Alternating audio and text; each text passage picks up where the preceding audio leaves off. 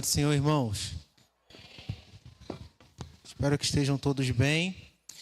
Quero convidar os irmãos a abrirem suas Bíblias em Juízes, capítulo 4.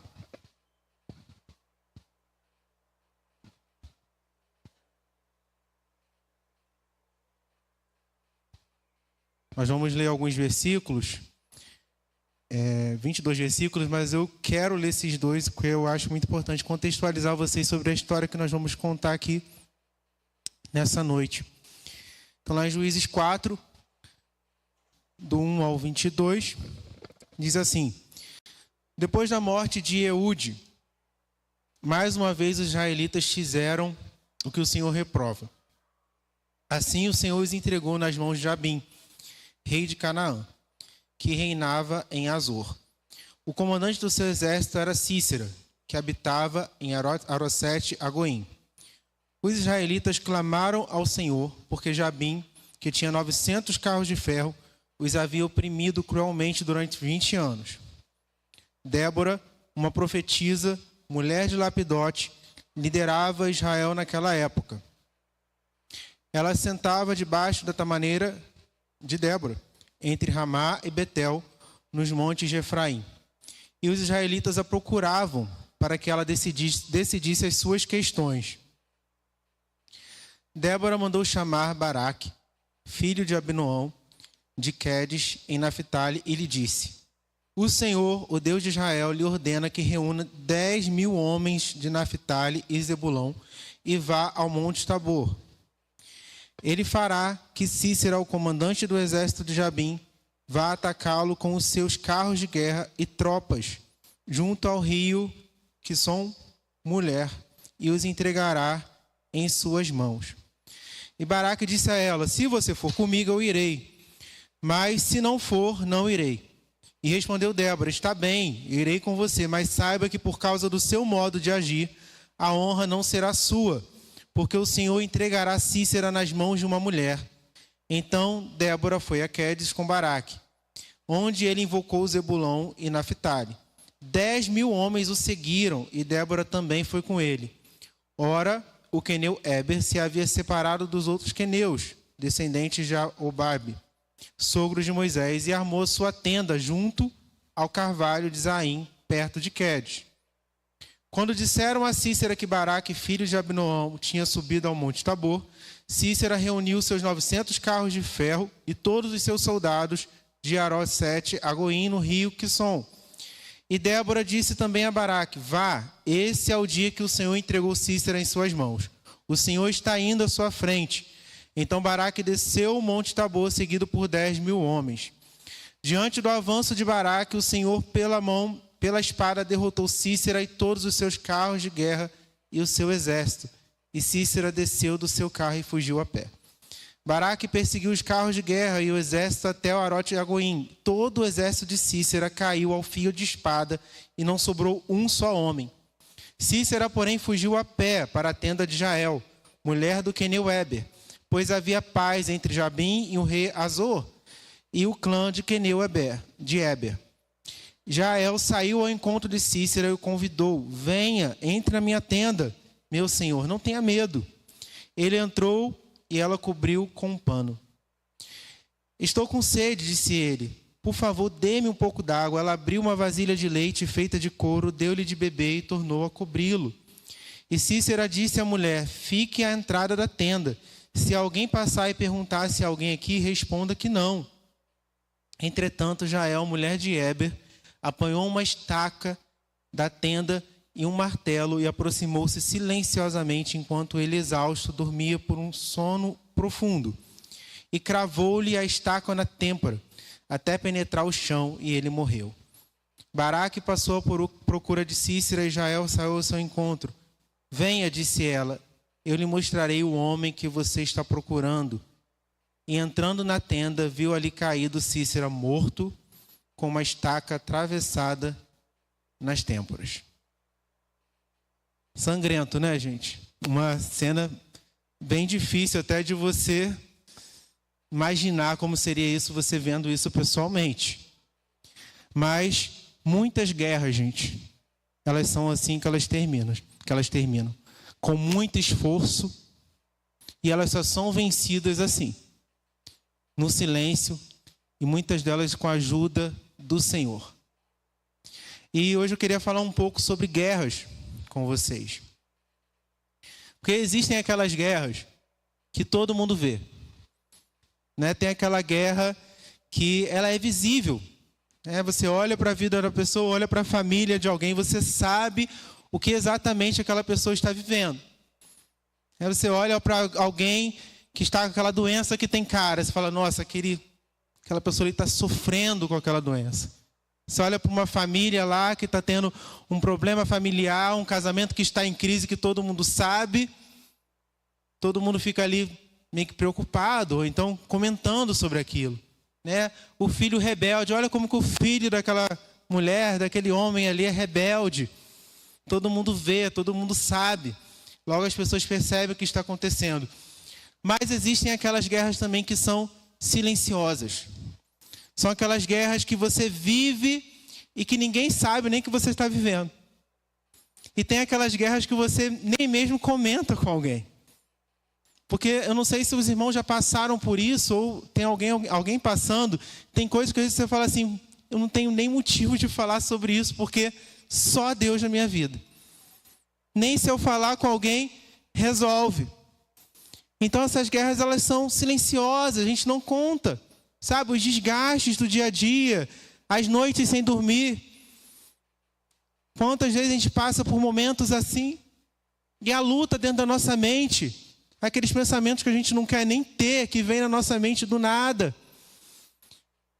Tantas coisas que a gente passa silenciosamente. Então essas são aquelas guerras que não tem barulho. Aquelas que ninguém vê. Aquelas que a gente às vezes não consegue falar, que só Deus sabe o que nós estamos passando. Mas que cada um de nós sabe exatamente o que a gente está vivendo, enquanto ninguém percebe. Ela está acontecendo na nossa vida, ela está a todo tempo acontecendo.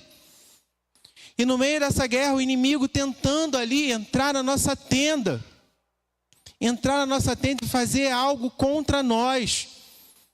E é sobre isso que eu quero contextualizar com vocês nesse capítulo 4 de Juízes hoje. Que Israel, ele estava vivendo ali uma época, aquela época que ele não tinha rei, o povo de Israel. Então, ali o livro de Juízes, a gente vê que em determinados momentos, que era sempre quando o povo de Israel desobedecia a Deus, Deus levantava ali um juiz para poder ajudar eles. Porque se você ler lá o livro de Juízes, você vai ver que é como se fosse uma oscilação. Capítulo sim, capítulo não, o povo de Israel desobedecia. E Deus ia lá e levantava alguém para ajudar eles. E aqui, Deus levantou Débora para ajudar eles. E Débora, ela levantou-se ali para se profetizar a favor do povo. E ela chamou Baraque, que era um líder militar naquela época, um comandante de 2 tribos de Israel ali, para poder lutar contra o exército inimigo. E quando ela chamou ele falou assim, o Senhor está te ordenando a reunir esses homens para você lutar num determinado monte, e o Senhor vai entregar esse exército na sua mão. Ou seja, essa batalha, ela já está garantida. Deus, ele já tinha ali dado vitória. Mas mesmo assim, Baraque teve medo. E por ele ter medo, ele chamou ela, falou, não, eu só vou, Débora, se você for comigo. Sozinho eu não vou. E por conta disso, a Débora também liberou uma palavra pesada para ele. Ela falou, por causa do seu medo, a honra não será sua. Por causa do seu medo, o Senhor vai entregar a Cícera nas mãos de uma mulher. E aqui, gente, primeiro ponto que eu queria falar com vocês hoje, a gente tem que parar com essa coisa de ser medroso diante das responsabilidades que Deus coloca na nossa vida. Se Deus falou com a gente, se Deus está colocando a gente, falando, não, eu estou com você. Por que eu vou ter medo se Deus está comigo? Se Deus falou com você, vai. Então vai. Resolve. O Espírito de Deus, ele habita em você, vai lutar, vai guerrear. Não terceirize essa guerra para ninguém. Se essa guerra é sua, agarra ela e vai com Deus. Vai com Deus, vai mediante a palavra de Deus. Que se Deus está com você, siga em frente. É Ele que te garante. A palavra é dele. Ele falou, vou estar com você. Você vai vencer.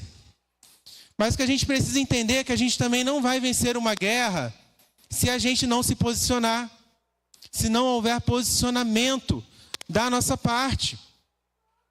Assim como Baraque, ele não se posicionou. Então, Débora foi com Baraque, porque Baraque só ia para aquela guerra se ela fosse junto. A guerra aconteceu, Baraque foi até o lugar onde Débora tinha falado. Eles venceram o exército inimigo e não sobrou quase ninguém. Quase ninguém. Porque o comandante daquele exército fugiu. E aquele comandante foi até a tenda de Israel. Então, gente, todo esforço, todos os carros de guerra, cerca de 10 mil homens lutaram e praticamente venceram a guerra, mas não sobrou nenhum. Só um homem, que foi o comandante do exército, que fugiu. E quando todos ali pensaram que aquela guerra estava vencida, a guerra continuou. Sendo que a guerra continuou fora do campo de batalha. Longe dos exércitos, longe dos carros de guerra, mas dentro de uma tenda. Dentro de uma tenda que ninguém estava vendo aquela guerra acontecer. Na tenda de Israel. Porque a vitória, aquela vitória, não terminaria mais nas mãos de Baraque, mas sim nas mãos de Israel.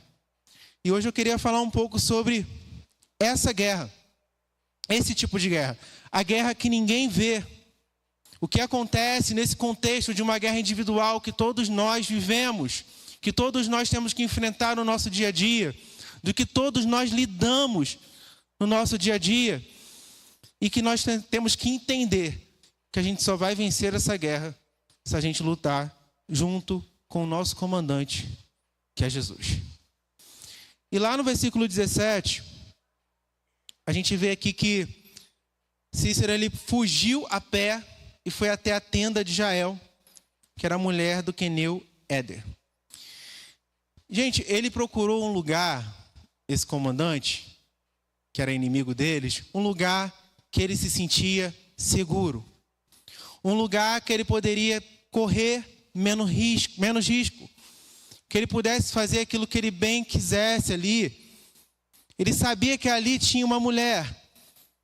E ele acreditava que ali seria mais fácil dele se esconder. E o inimigo, na nossa vida, gente, ele vai sempre procurar também as nossas fragilidades. Satanás, ele continua fazendo a mesma coisa hoje.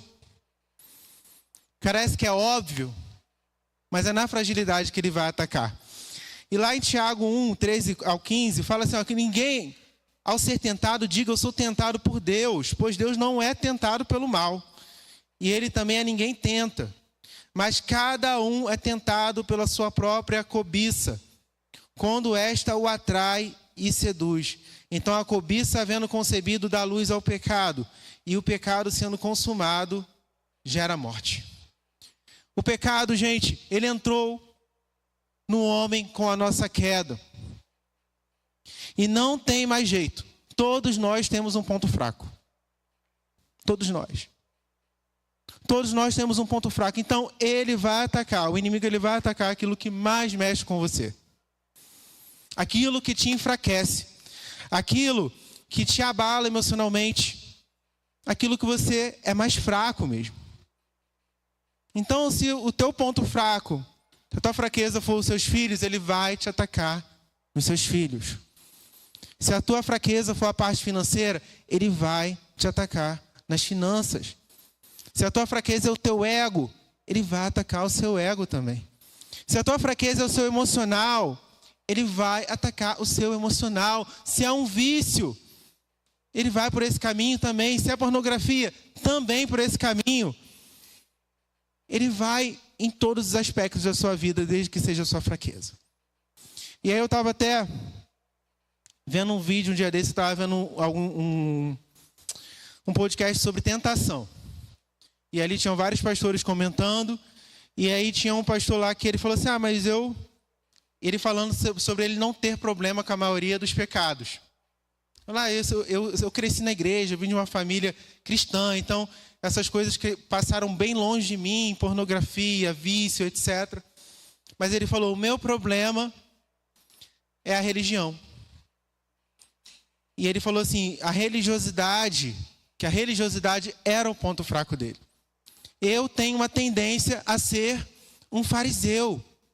Eu tenho uma tendência a julgar os outros. Eu tenho uma tendência a me sentir melhor do que os outros. E aí a gente vê, gente, que o ponto fraco, até a gente achar que a gente é forte, a gente já está tendo um ponto fraco. Para a gente ver como que não tem para onde correr. E aí talvez você esteja pensando, então já era, eu tenho um ponto fraco e eu vou ser atacado e prejudicado sempre em algum momento da minha vida. Mas, gente, o que a gente precisa entender é que a gente tem um inimigo que ele é previsível. E ele é previsível não é porque a gente sabe tudo que ele vai fazer, mas sim porque Deus ele nos mantém à frente através da palavra dele. Então, tudo que é do seu inimigo, tudo que o seu inimigo faz, tudo que não é de Deus, você já sabe, porque aqui na palavra de Deus você já sabe que vem dele. Esse é o primeiro filtro. Isso aqui não é de Deus. Isso aqui Deus ele não é a favor, porque nós temos a palavra. E a palavra de Deus vai dizer que não sobrevém tamanha tentação sobre nós, a qual nós não podemos suportar, e Deus ele sempre vai nos dar o escape. E mesmo assim a gente vai continuar tendo um ponto fraco, e nós precisamos ter. Nós precisamos ter um ponto fraco. Senão a gente vai achar que a gente pode muito e que a gente não precisa de Deus. E é justamente no ponto fraco, em reconhecer que nós temos um ponto fraco, que o poder e que a força de Deus vem sobre a nossa vida e nos faz vencer. É justamente quando nós reconhecemos que nós somos fracos.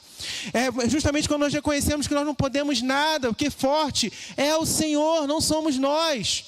E aí Deus ele começa a se aperfeiçoar na nossa vida. Porque o pecado ele abriu esse vazio em nós mesmos.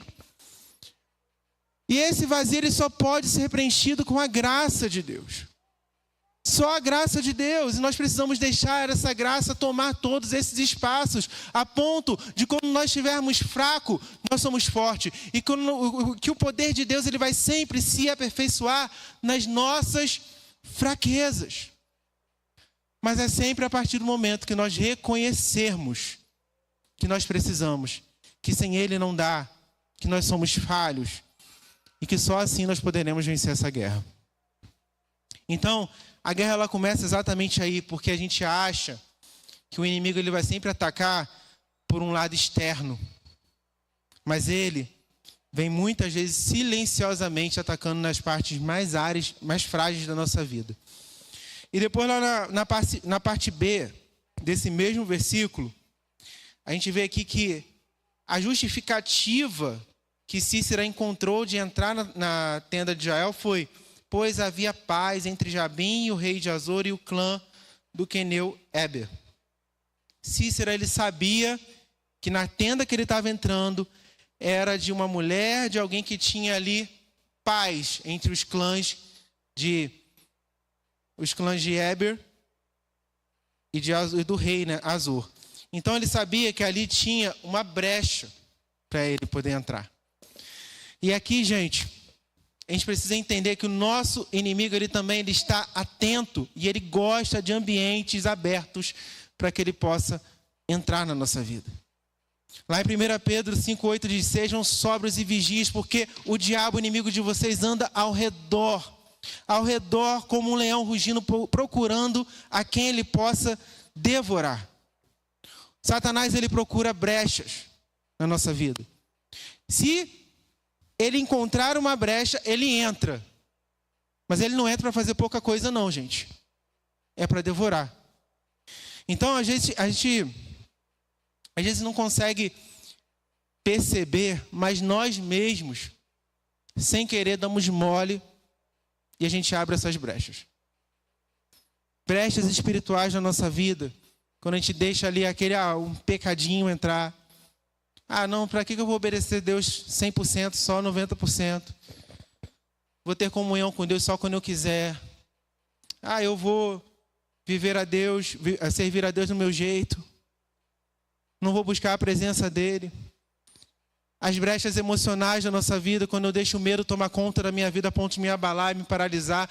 As palavras que me falaram isso, aquilo, eu deixo aquilo entrar no meu coração e quando eu vejo eu estou com raiva de Deus e do mundo. Aquelas coisas que acontecem no nosso dia a dia, que desanima, desgasta a gente. E eu vou deixando entrar.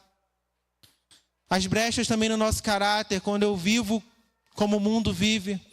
Quando eu conto uma mentirinha, de vez em quando eu sou desonesto, de vez em quando. Quando eu sou promíscuo em algumas vezes na minha vida. Então, a palavra vai dizer que para a gente ser vigilante. Vigilante. Sabe que se você parar para pensar, gente, o que é uma brecha? Uma brecha não é uma porta. É um pequeno espaço. É uma brecha. E é só um descuido. Um descuido nosso é o suficiente para Satanás entrar e devorar. E fazer um estrago na nossa vida. Então, por isso que Pedro ele fala que sejam, para a gente ser sóbrios e vigilantes. Ou seja, seja atento à maneira que você está vivendo. Seja atento à maneira como você anda. Porque qualquer descuido, é um descuido, gente. Ele entra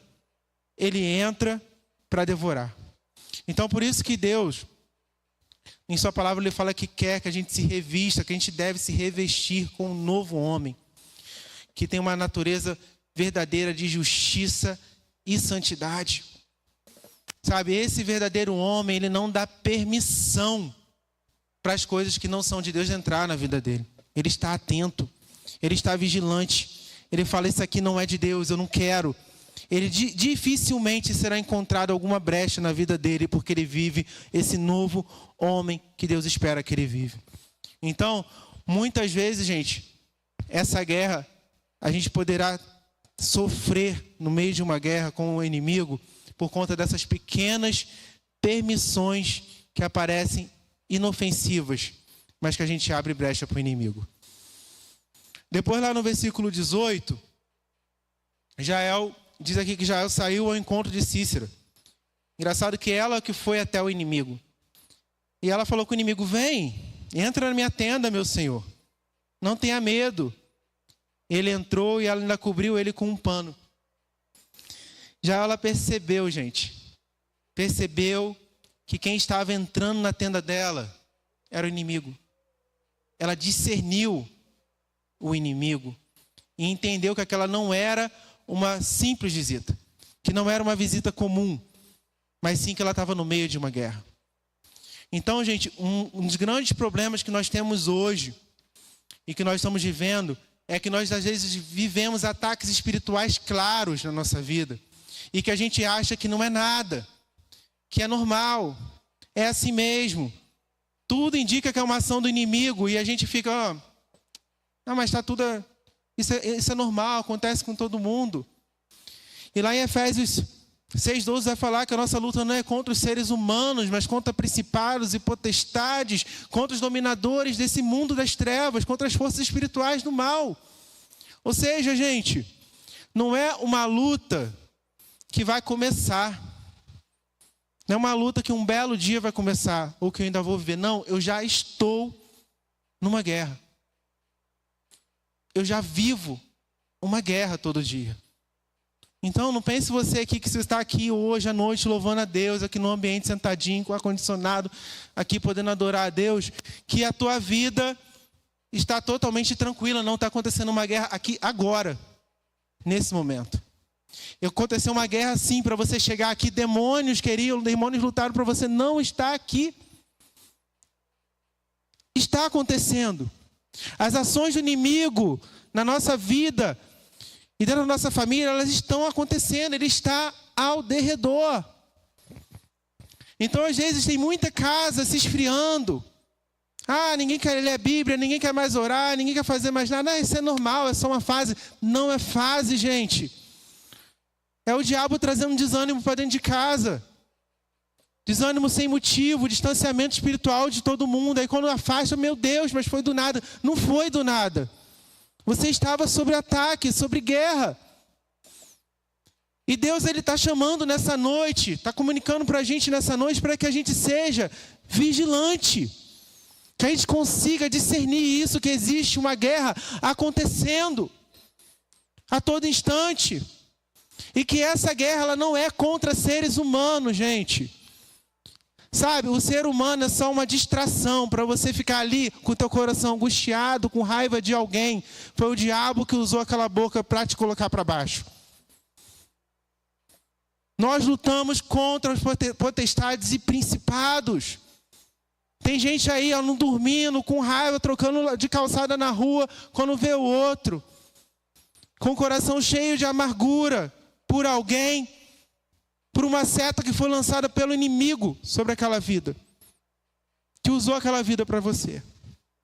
Então a gente precisa ter discernimento, o nosso inimigo é outro. Nosso inimigo não é o nosso próximo. Nosso inimigo é Satanás. Então lute como alguém espiritual. Entenda que o mundo que nós vivemos é espiritual. Saiba lutar como alguém espiritual. Assim como a Jael fez. Lá no versículo 19, o inimigo pediu, falou, eu estou com sede. Aí ela foi aqui bem estrategista. Ele falou, por favor, me dê um pouco de água. Ela falou, não, água não. Essas são minhas palavras, tá?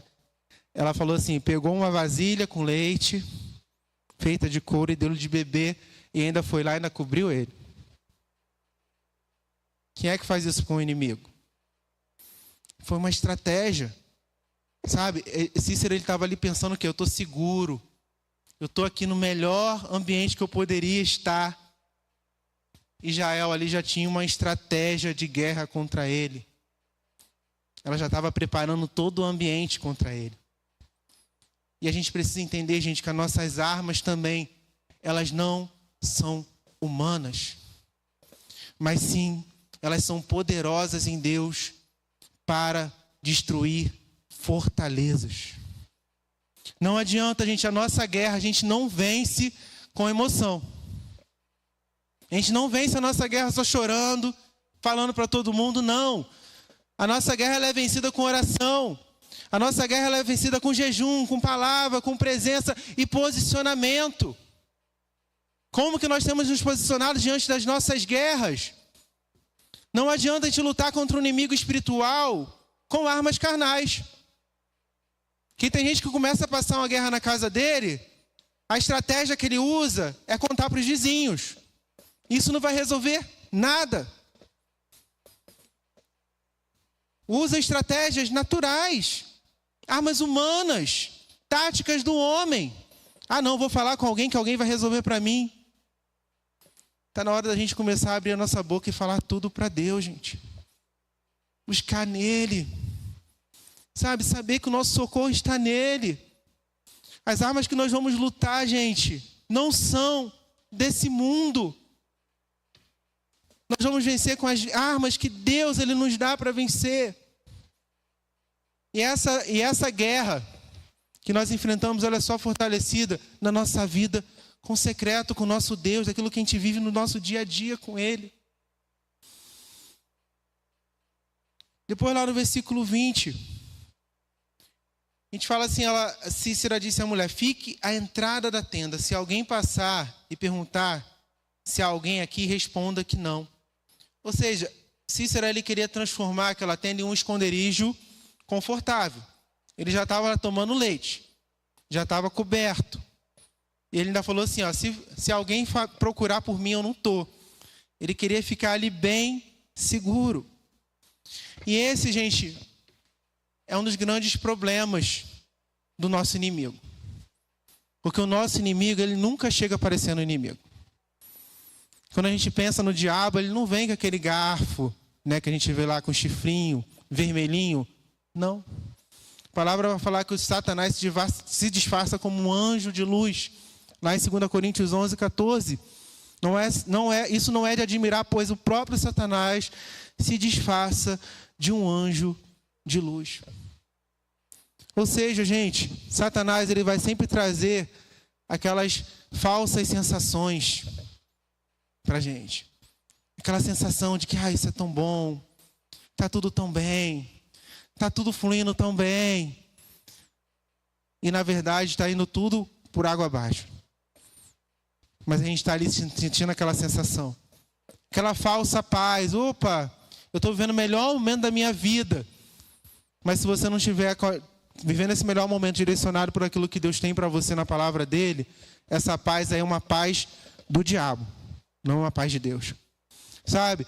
Aquele falso controle de você acha assim, não, agora eu estou no melhor momento da minha vida, eu estou trabalhando, estou ganhando dinheiro, eu dou conta de tudo. Deus está, ainda fala assim, Deus está comigo. Mas quando Deus ele espera que a gente seja dependente dele.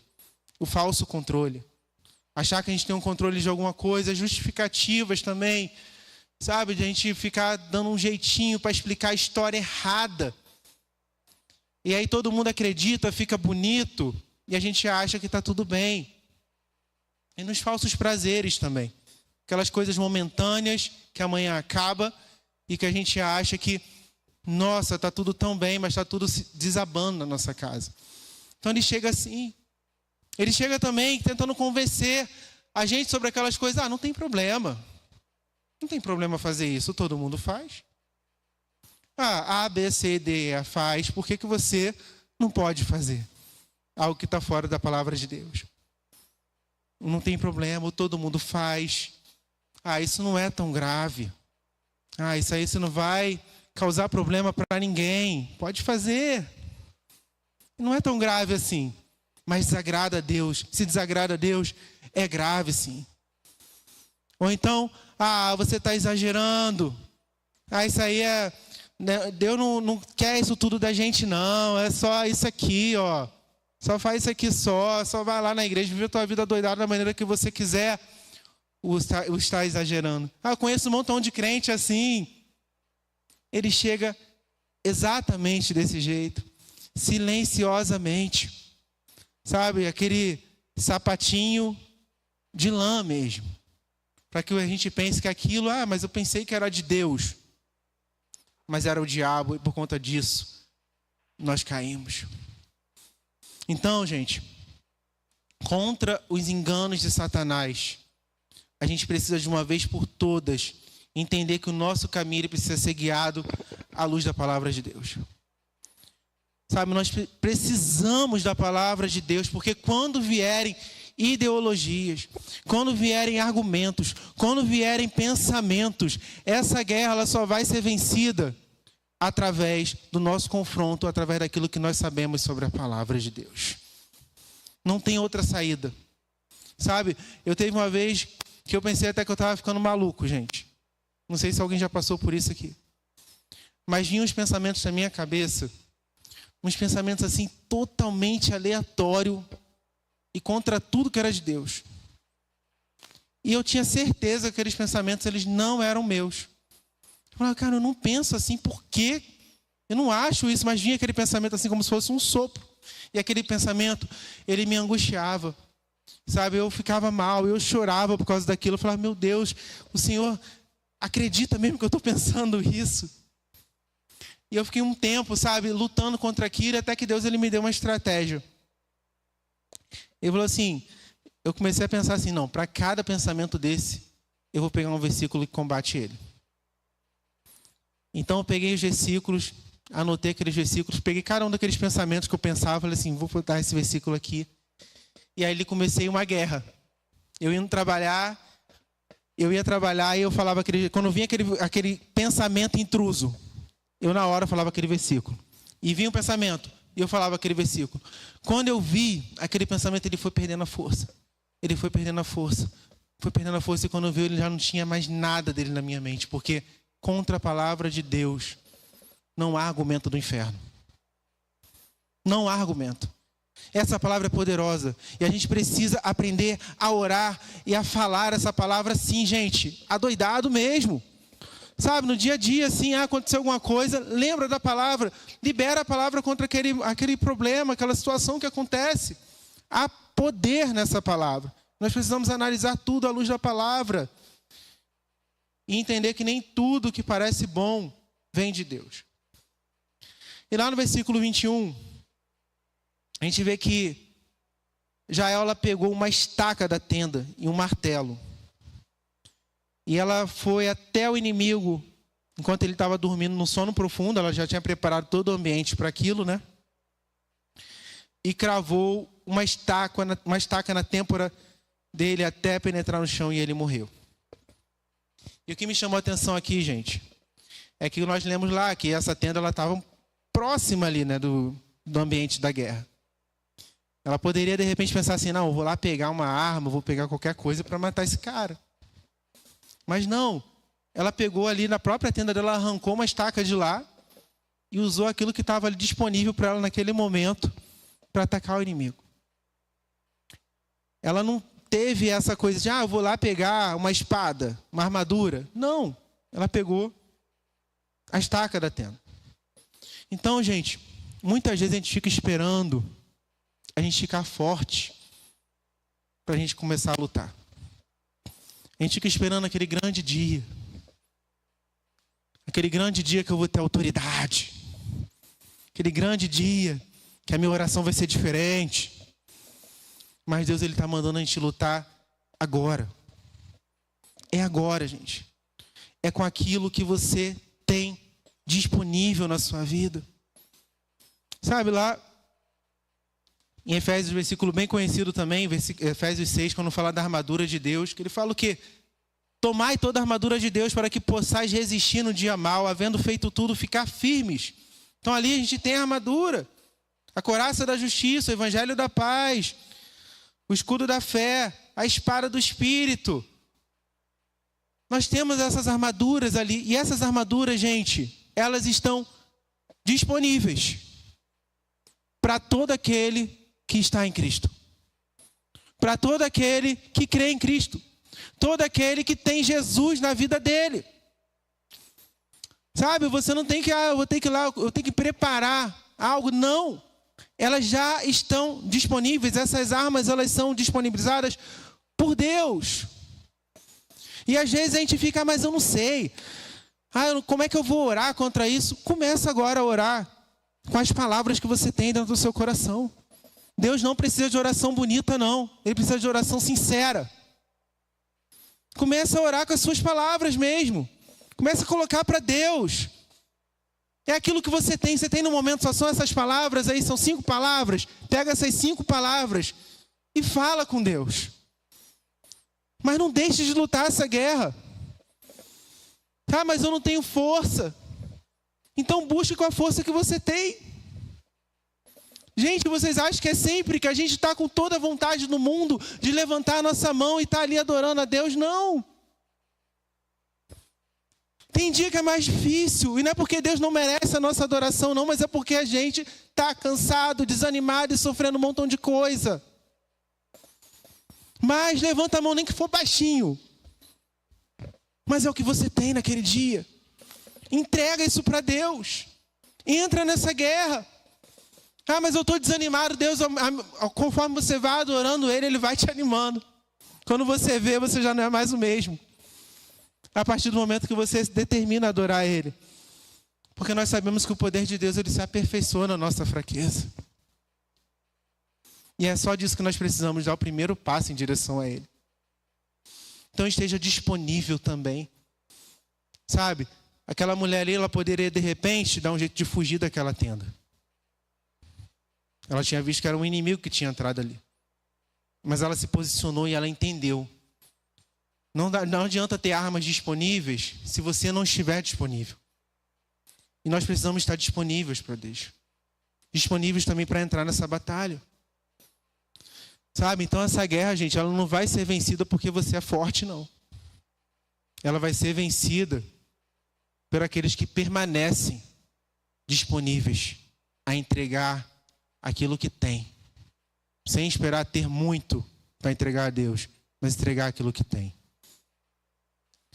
E lá no 22 a gente vê que Baraque foi lá, foi ao encontro de Jael e ela foi e mostrou para ele, né, o homem que ele estava procurando. E ele entrou ali na tenda e viu que Cícera estava ali caído, morto. E sabe o que é interessante, gente? Que Jael, ela sabia quem Cícera era, que ele era um inimigo desde o início. Mas ela também sabia quem Deus era. E ela sabia de qual povo que ela fazia parte, que era do povo de Deus. E nós também fazemos parte de um exército espiritual no qual a gente não está sozinho nessa guerra. Nós não estamos sozinhos. Eu estava lendo aqui em 1 Coríntios 15, 24 e 25, que diz assim, então virá o fim quando ele entregará o reino a Deus, o Pai, depois de ter destruído todos os governantes e autoridades e todo o poder. Pois é necessário que Cristo reine até que ele tenha colocado todos os seus inimigos debaixo de seus pés. Gente, Jesus ele já venceu o inimigo na cruz. Nós lutamos contra um inimigo vencido. Mas não é porque esse inimigo está vencido que Jesus ele não continua batalhando. Jesus ele vai continuar vencendo todos eles, até que todos esses inimigos estejam debaixo dos pés dele, até que o inimigo ele perca totalmente a capacidade de agir e influenciar na criação de Deus. Então, enquanto nós estivermos vivendo aqui, nós estaremos em guerra. E essa guerra ela só termina quando Cristo colocar todos esses inimigos debaixo dos pés dele. E nós fazemos parte desse exército. Nós fazemos parte de um exército que está em guerra, mas está sendo liderado por Jesus, um Deus que é invencível, um Deus que não vai parar, um Deus incansável, um Deus que não vai parar até que todos os inimigos dele estejam debaixo dos pés dele. Então o inimigo ele pode até tentar entrar na tua tenda, ele pode até tentar, mas ele não vai permanecer se você tiver Jesus dentro dessa tenda com você. Chame Jesus para dentro dessa tenda. Chame Jesus para estar com você. Chama Jesus para te ajudar a você vencer todas as brechas da sua vida, você ter estratégia contra o inimigo. Essa guerra silenciosa, o segredo dela, gente, não é só confiar nesse Deus que já venceu, mas você também não desistir. Se você desistir, não tem guerra. Se você voltar atrás, se você recuar, você não vai vencer a guerra. Então nessa noite, você tem que ter a certeza de que você não está sozinho nessa guerra. Você tem um Deus que está lutando por você.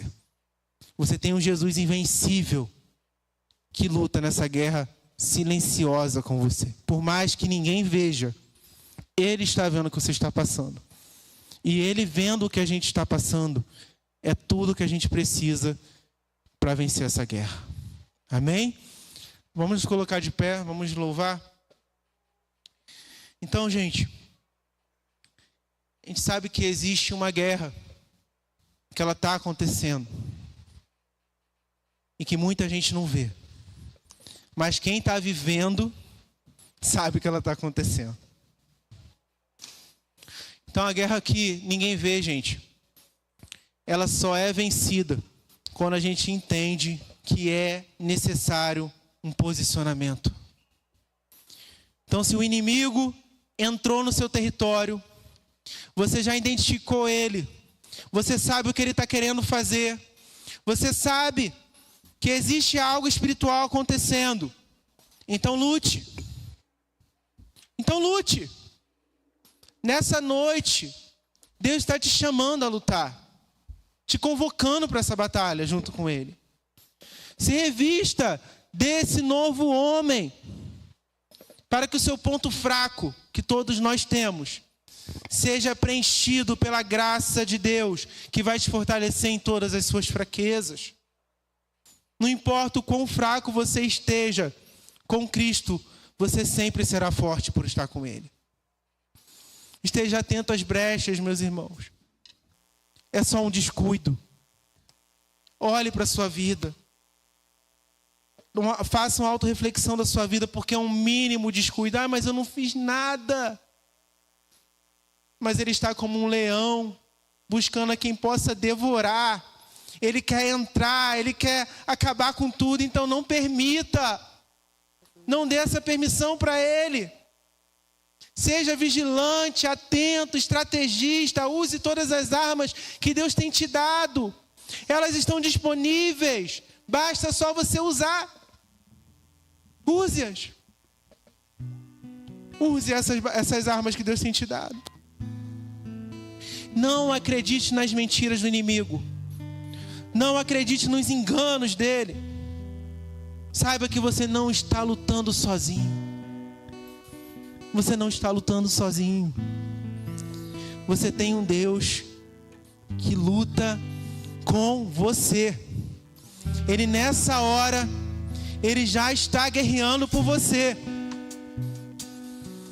Mas depende de você, meu irmão. Não desista. Não recue. Siga em frente. Saiba quem está contigo nessa guerra.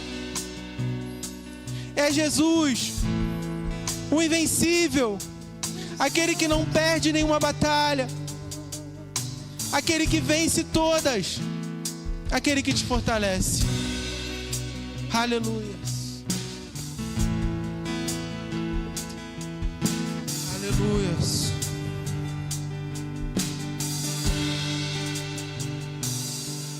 Em momento de dor que se vê o rei, heróis não podem morrer. Sou filho que não luta só, nem abatido na afronta. Estou mais perto de chegar.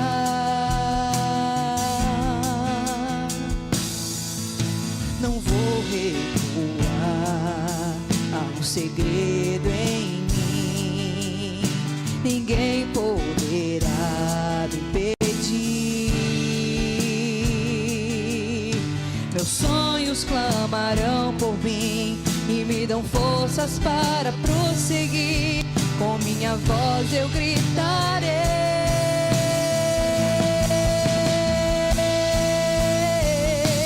Sei que não estou sozinho nesta guerra. Ele luta por mim. Sei que não estou sozinho nesta guerra. Ele luta por mim. Não estou, sei que não estou sozinho nesta guerra. Ele luta por mim.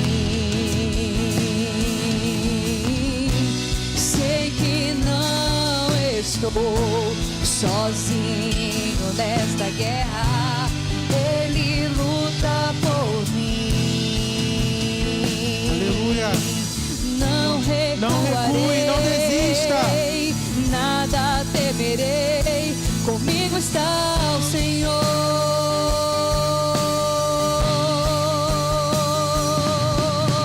Não recuarei, nada temerei. Comigo está o Senhor.